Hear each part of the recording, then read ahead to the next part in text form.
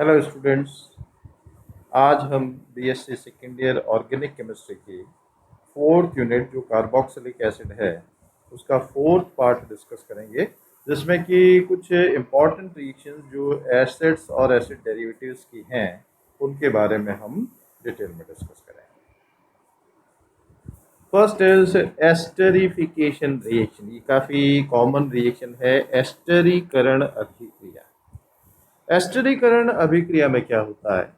Carboxylic अम्ल की जब क्रिया अल्कोहल के साथ खनिज अम्ल यानी कि अल्प मात्रा में तनु सल्फ्यूरिक अम्ल की उपस्थिति में की जाती है तो उसमें एस्टर प्राप्त होता है और ये अभिक्रिया एस्टरीकरण अभिक्रिया कहलाती है। तो ये कार्बोक्सिलिक अम्ल है, ये अल्कोहल है, अल्प मात्रा में H2SO4 की उपस्थिति में अभिक्रिया होती है और इस तरह से एस्टर उत्पाद के रूप में प्राप्त होता है और साथ में एक जल के अणु का विलोपन होता है।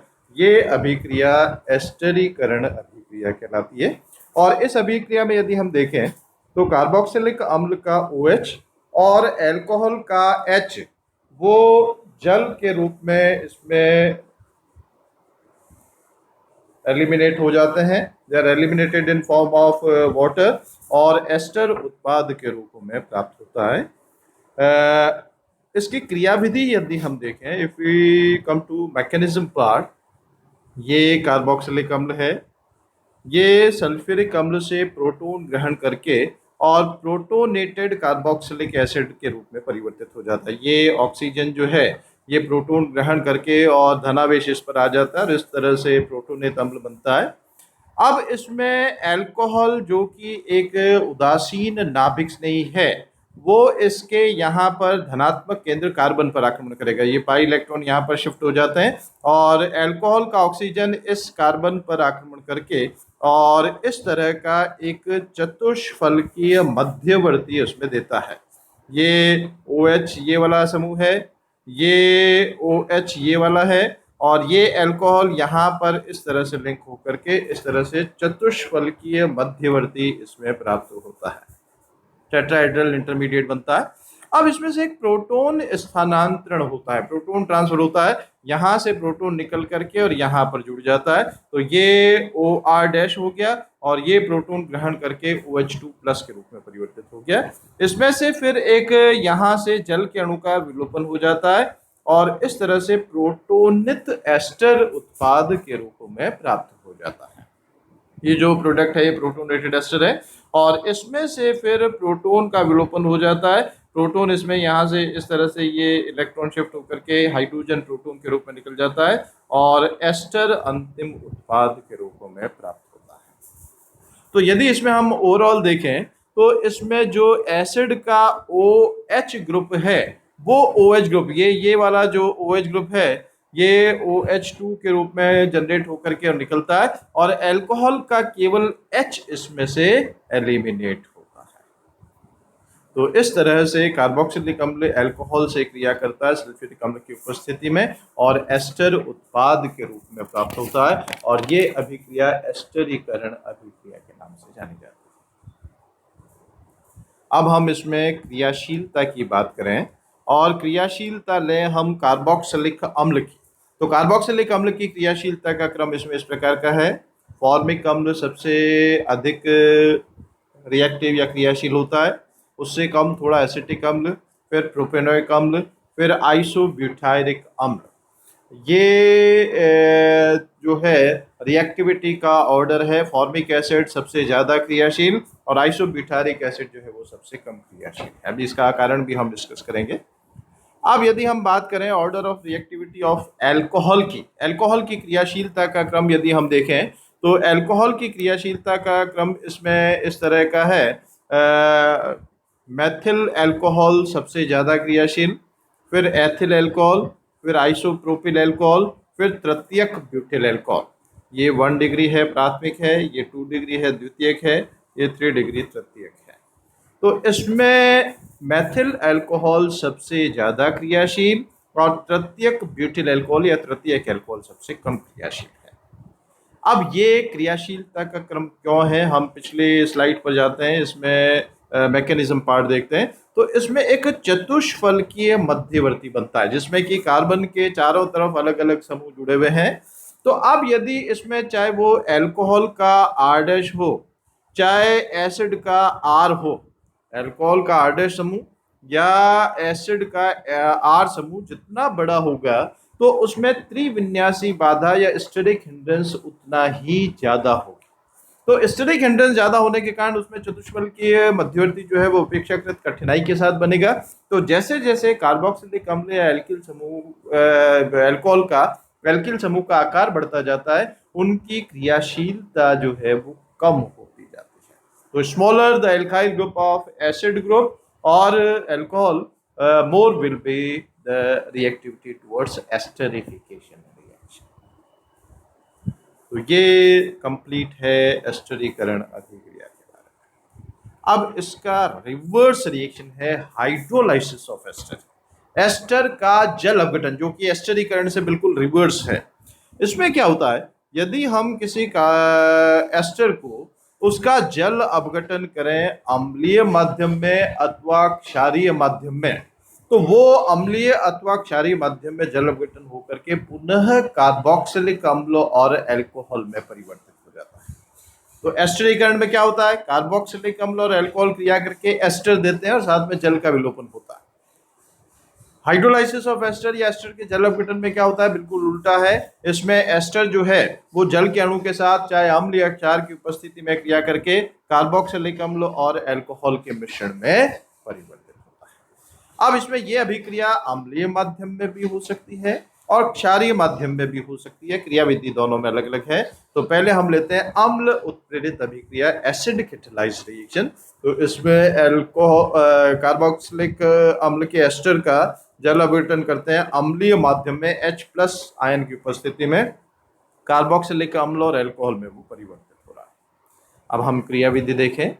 ये कार्बोक्सिलिक अम्ल है, ये प्रोटॉन ग्रहण करके प्रोटोनेटेड इस तरह का एसिड बनाएगा।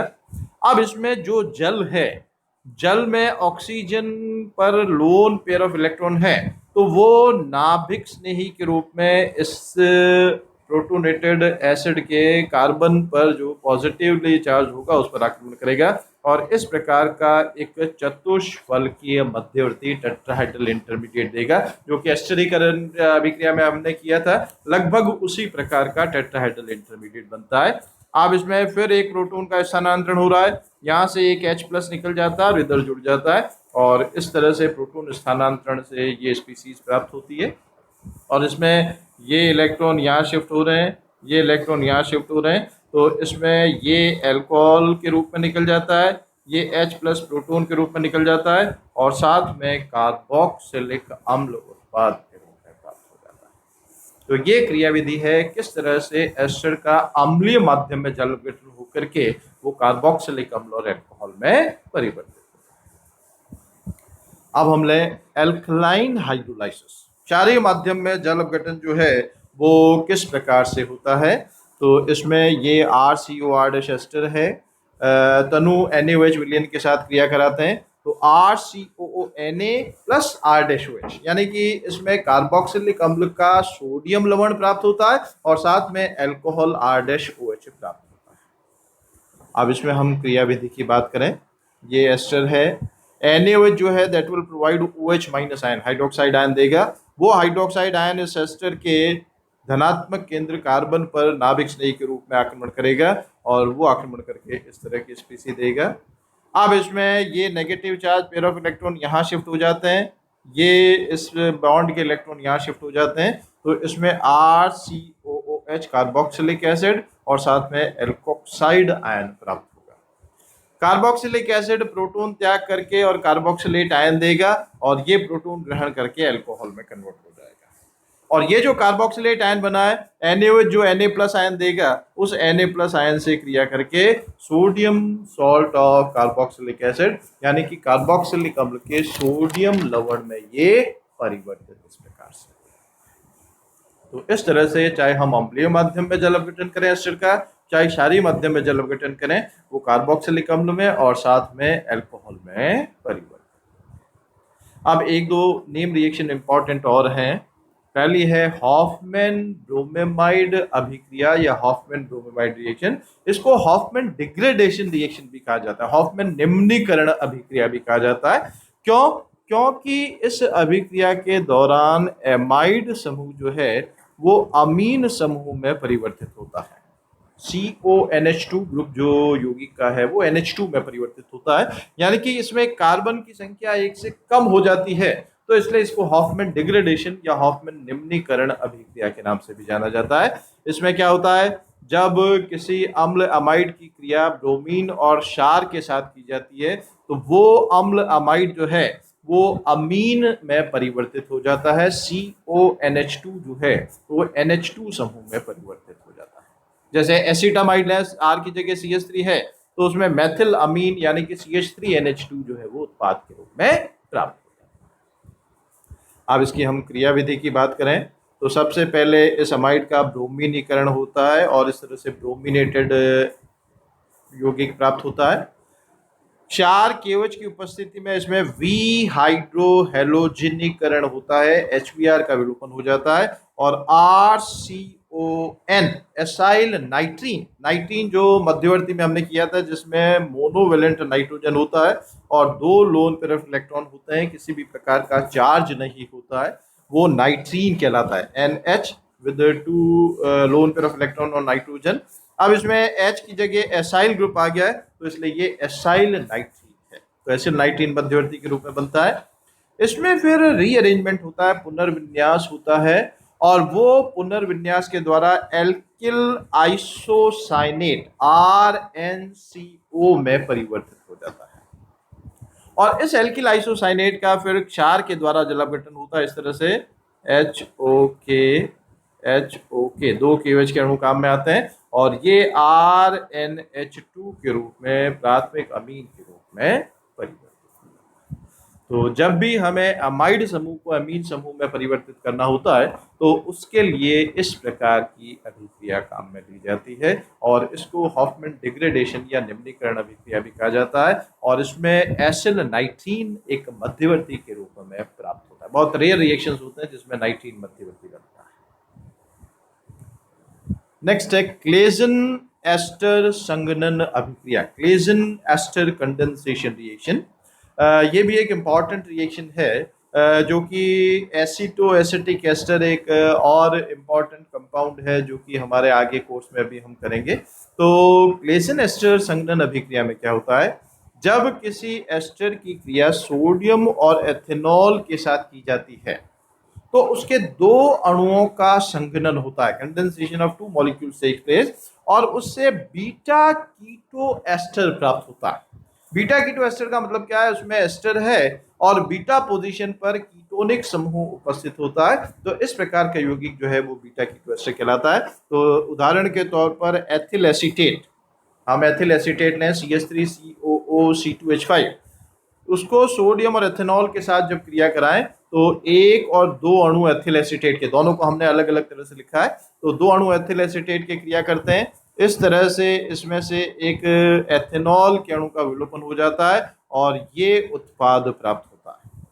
अब इसमें मेन क्रियात्मक समूह एस्टर है, इसके बाद वाला कार्बन अल्फा, उसके बाद वाला बीटा, उसके बाद वाला गामा और बीटा पोजीशन पर कीटोन ग्रुप है, तो इसलिए ये क्या कहलाता है, बीटा कीटो एस्टर कहलाता है। और इस पर्टिकुलर केस में ये जो बीटा कीटो एस्टर बन रहा है इसको हम एसिटो एसिटिक एस्टर या एथिल एसिटो एसीटेट के नाम से भी जानते हैं। अब इसकी क्रियाविधि क्या है, किस तरह से ये रिएक्शन होती है। पहले सोडियम एथेनॉल के साथ क्रिया करके सोडियम एथॉक्साइड देता है और सोडियम एथॉक्साइड डिसोसिएट होकर के एथॉक्साइड आयन जनरेट करता है। ये एथॉक्साइड आयन क्या करता है, एस्टर में से एक अल्फा हाइड्रोजन को प्रोटॉन के रूप में ग्रहण कर लेता है। अल्फा कार्बन का जो हाइड्रोजन है उसको प्रोटॉन के रूप में ग्रहण करके एथेनॉल के रूप में निकल जाता है और इस अल्फा कार्बन से जब एक प्रोटॉन निकल गया तो इस तरह का कार्बन आयन मध्यवर्ती के रूप में प्राप्त होता है। ये जो कार्बन आयन बना है ये दूसरे एस्टर के धनात्मक केंद्र कार्बन पर अब नाभिक स्नेही के रूप में आक्रमण करता है। It attacks on another molecule of ester positive center carbon in form of nucleophile, नाभिक स्नेही के रूप में यह आक्रमण करता है और इस तरह का फिर इसमें इंटरमीडिएट प्राप्त होता है और इसमें फिर ये इलेक्ट्रॉन ट्रांसफर होता है, ये negative charge pair of electron यहाँ शिफ्ट हो गया, ये एथॉक्साइड आयन के रूप में निकल जाता है और इस तरह से ये एसीटो एसिटिक एस्टर या बीटा कीटो एस्टर प्राप्त होता है। तो इसमें क्लेजन एस्टर संघनन अभिक्रिया में कार्बन आयन मध्यवर्ती के रूप में बनता है जो कि न्यूक्लियोफाइल या नाभिक स्नेही के रूप में दूसरे एस्टर के धनात्मक केंद्र कार्बन पर आक्रमण करके और बीटा कीटो एस्टर। तो ये कुछ इंपॉर्टेंट रिएक्शंस हैं एसिड और एसिड डेरिवेटिव्स की। Thank you.